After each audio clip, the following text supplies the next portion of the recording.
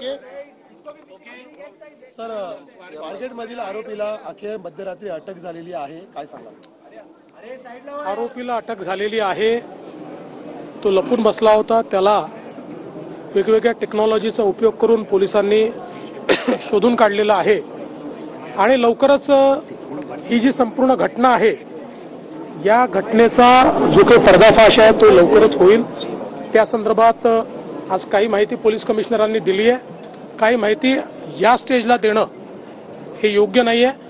ती योग्य स्टेजला आल्यानंतर आपल्यापर्यंत पोहोचेल. पण नेमका घटनाक्रम काय आहे तो कसा घडला आहे या संदर्भातली सगळी माहिती आपल्याला.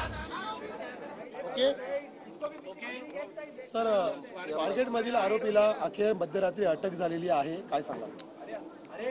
आरोपीला अटक झालेली आहे.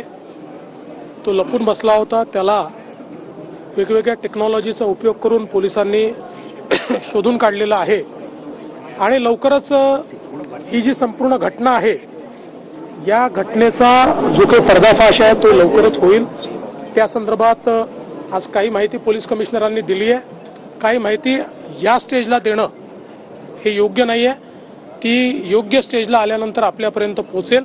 पण नेमका घटनाक्रम काय आहे तो कसा घडला आहे या संदर्भातली सगळी माहिती आपल्याला. 3 वेळा आत्महत्येचा प्रयत्न केल्याची माहिती समोर येते आरोपीकडून, 3 वेळा तब्बल. त्यामुळे अक्षय शिंदे प्रकरणासारखी पुनरावृत्ती या प्रकरणात होऊ शकते का? बघा, पहिली गोष्ट तर अशी आहे की आता it is too early to say this. या सगळ्या गोष्टी असर्टन झाल्यानंतर त्याच्यावर बोललं पाहिजे. आत्ता पोलिसांनी आरोपी पकडलेला आहे. आज ती कस्टडी मिळाली असेल किंवा मिळेल. त्याच्यानंतर इन्व्हेस्टिगेशन होईल. काही टेक्निकल डिटेल्स आमच्याकडे आलेले आहेत. काही फॉरेन्सिक डिटेल्स देखील आलेले आहेत. त्याच्या सगळ्याचं कोरॅबरेशन होऊन मग या संदर्भातलं बोलणं हे योग्य होईल.